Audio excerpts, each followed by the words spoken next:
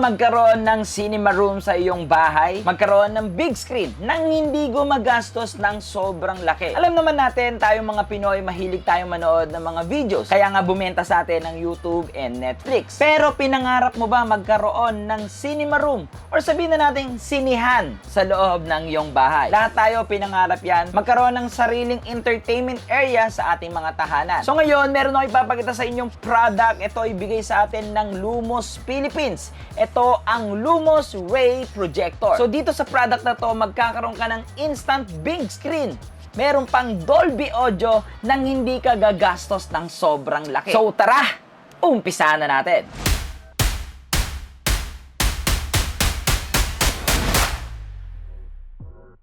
So yun na nga mga kapatid natin, pinadala sa atin ito ng Lumos. So ngayon, gusto ko munang pasalamatan ng Lumos Philippines sa pagpapadala nito at sa pagtitiwala nito kay Boss Lucio ma-review dito sa ating channel. And syempre mga kapatid natin, napakataas pa rin po ng hindi nang-subscribe sa ating channel. Baka naman guys, ang laking porsyento niya, no? Baka naman pwede natin gawing 50% na lang yan. Kung tingin mo itong channel ko ay hindi nakapagbigay sa'yo ng idea or wala kang napapala, pwede kang mag-comment dyan sa baba para mabasa ko ang iyong hinaing para syempre, mas i-improve din ng ating channel yun. So again, don't forget to like, share, and comment, and subscribe.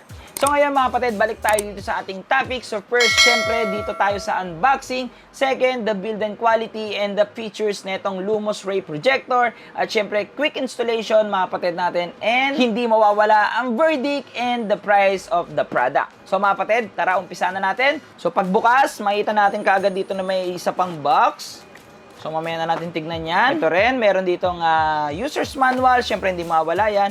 And syempre, yung product. So, sa loob ng box, wala nang laman. Tanggalin na natin itong mga styrofoam and the plastic. Wow! Ang ganda niya, mga kapatid natin. Normally, mga kapatid, ito yung mga common na itsura ng projector. So, guys, ito medyo kakaiba na at talagang nag-upgrade na talaga ang mga technology. So, tignan muna natin yung laman ng isang box. So, nandito yung kanyang power cord, HDMI to HDMI connector, and syempre, the remote, and also the 3.5mm jack papunta dito sa other jack. Tabi na natin yan mga kapatid. So yan lang yung mga included once na bumili kayo netong Lumos Ray Projector. So ngayon, punta na natin yung kanyang build quality. So una ko nakita dito guys, yung kanyang PU leather. So in short, hawakan yan. So napaka-handy lang niya at hindi po siya ganun kabigatan. May weight siya pero hindi siya ganun kabigat. Para naman sa kanyang looks dito, sobrang premium and elegant look ang meron dito sa Lumos Ray Projector. And kung mapapansin natin dito sa kanyang left and right side, merong parang mesh. Dahil nga mga kapatid, meron itong built-in speaker at ang malupit pa dito, hindi to basta-basta speaker, it's a Dolby. Mamaya mga kapatid natin, isasample natin yung speaker nito. So bagay na bagay siya para sa mga minimal and modern look ng ating bahay. So hindi siya ma-out of place. So kung ilagay mo siya sa sala, ilagay mo siya sa somewhere, hindi siya ma-out of place. So, puntahan na muna natin dito yung kanyang harapan. So, dito sa harapan, makikita natin dito, syempre, yung kanyang lens. And then, dito sa harapan, makita natin dito, meron siyang airflow or mga butas para, syempre, mga kapatid, lumabas po yung init niya. Alam naman natin ng mga projector, guys, medyo mainit yan sa loob. So, puntahan naman natin tong likod. Dito natin makikita yung mga ports. So, dito makikita natin, unang-una yung IR or the infrared LED indicator. 3.5mm jack para sa headphone. 3.5mm jack para sa audio video, and syempre the HDMI and USB port, and the last is the SD card port. Okay? So guys, pwede kayong maglagay dito ng mga SD card na may files. Pwede rin kayong maglagay dito ng mga flash drive or the USB flash drive na may mga files like the movie or may mga downloaded kayo movies guys. Pwede nyong ilagay yan dito. And if you have a external speaker, meron kayong entertainment set, mga kapatid, pwede nyong ilagay dito yan sa kanyang 3.5mm jack pagdating sa audio. And sa ibabaw naman, makita natin dito yung napakalaki niyang power button. And then, meron siyang ilaw or meron siyang LED indicator. Once na ito ay kulay red, it's naka-off. And then, syempre, kulay blue once na naka-on. Dito sa ibabaw, nandito rin yung branding na Lumos. And syempre, the focus. Okay? Sa lahat ng projector, hindi pwedeng mawala yan. Okay? Yung focus. Syempre, depende sa layo or sa range ng projector ninyo papunta sa wall, yung pag-control ng focus. And sa ilalim, mga kapatid, meron tayo ditong thread if you want to connect sa mga tripod. And then, meron din siya ditong rubber pit para syempre hindi dumulas. So para sa kanyang build and quality, 10 out of 10 kasi nga guys, sobrang ganda niya, napaka-premium yung look niya. So ngayon, punta na tayo sa kanyang features. So itong Lumos Ray Projector ay may native HD 720 na may great visual clarity. So means mga kapatid, kahit po native 720 lang siya, hindi mo mararamdaman na 720 lang yung pinapanoodan mo. Dahil po sobrang linaw po talaga ng kanyang picture quality. Napaka-clear, hindi pixelated, kahit po 4K resolution po yung pinapanood natin guys, nako-convert niya to 720 ng sobrang linaw. Bakit sobrang linaw? Dahil ito pa ang isang features niya. Meron siyang mataas na brightness, 3000 lumens. Kaya mas lalo nagiging rich yung color pagdating sa vivid, lalo na pag ito'y nasa darkness. Or in short, madilim na area. At ang maganda dito, kahit po sobrang taas ng kanyang brightness, hindi po ito grainy. Normally sa mga ibang device, pag sobrang taas ng brightness, nagiging grainy or wash out na. Pero this Lumos Ray Projector, hindi po. Sobrang ganda ng picture quality niya.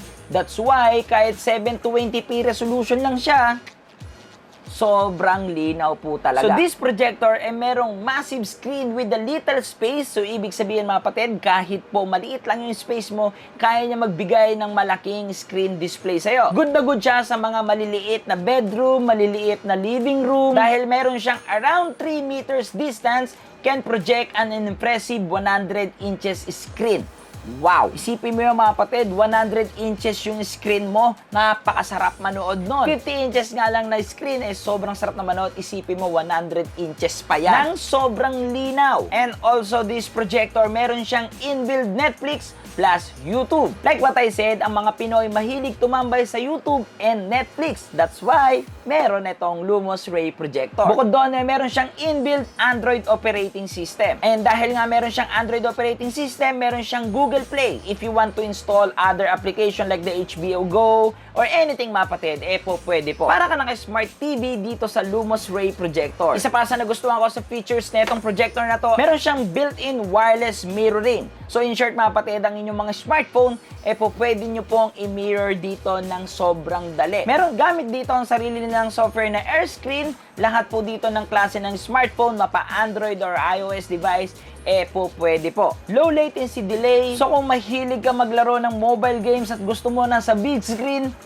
easy yan dito sa Lumos Ray Projector. Pero yun nga lang, kailangan same ang connection ng Lumos Ray Projector at ng inyong smartphone. And speaking of Wi-Fi, this Lumos Ray Projector, hindi po siya supported ng 5G wireless connection or the Wi-Fi connection. So yung meron lang siya or yung pwede lang siyang i-connect is yung typical na Wi-Fi connection guys. So guys, ang Lumos Ray Projector, dun lang siya sa 2.4G connection. So napakadali lang naman niyang install. Meron po siyang PU leather, pwede mo siyang ipatong kahit saan. Pwede mo siyang ilagay sa any table or any flat surface, guys. Pero make sure mga kapatid natin, diretso po ito sa wall. Okay? Hindi po siya pwedeng naka-tilt or nakatingala, guys. Dapat po pantay siya sa wall para magkaroon po kayo ng magandang viewing experience. Or kung gusto niyo, pwede niyo rin pong bilhin yung kanilang base plate dito, the Lumos base plate and the Lumos stand. Napakagandang quality ng tripod at base plate. Pwede mo siyang ipatong dyan. Napaka-safe and secure ng Lumos Ray Projector mo dyan. And kanina nasabi ko sa inyo na meron tong built-in speaker with the Dolby Audio. So guys, ito ang kanyang sample sound.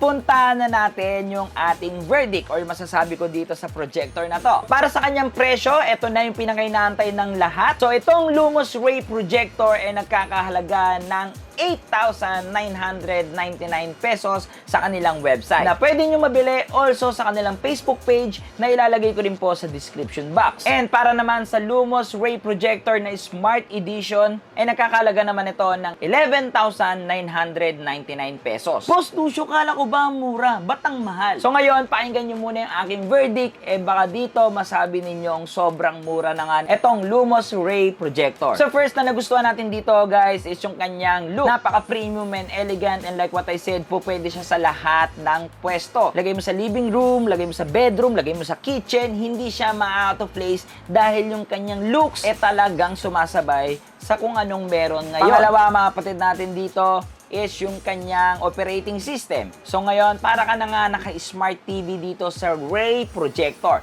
Magkano ang mga smart TV sa market? Kung titignan natin ang mga smart TV guys, sobrang mamahal, depende pa sa inches. Pero dito sa Lumos Ray Projector, pwede kang maglaki, pwede kang magliit. Dala yan ng kanyang focus and the distance. So like what I said kanina, kaya nito na hanggang 100 inches na screen. So ngayon, isipin mo, pag bumili ka ng 100 inches na screen na Smart TV, magkano yun? Plus pa doon, meron na siyang inbuilt na YouTube and Netflix. So ilalagin mo na lang yung account mo dyan, and then pwede ka pa mag-download ng any application. Pangatlo na nagustuhan ko dito, mahilig ako dito. Hinahanap ko to lagi, the wireless mirroring. Mahilig ako mag-mirror ng phone, lalo na pag may mga files ako, gusto kong ipanood sa mga bisita, yung mga videos na nasa phone ko. Napakadali lang dito sa Lumos Ray Projector. Napaka-easy mag-mirror dahil may sarili silang application, the air screen guys. That's it. Nakakas na kaagad yung phone mo sa iyong projector. At ang last na pinaka nagustuhan ko dito sa Lumos Ray Projector na pwede ko talagang ipagmalaki, etong kanilang picture quality. Dala ito ng kanyang Bright 3000 lumens na kahit 720p resolution lang ang meron si Lumos Ray Projector, hindi mo talaga siya mararamdaman. Kita nyo naman po dyan sa ating mga sample video, sobrang linaw po talaga at sobrang clear ng picture.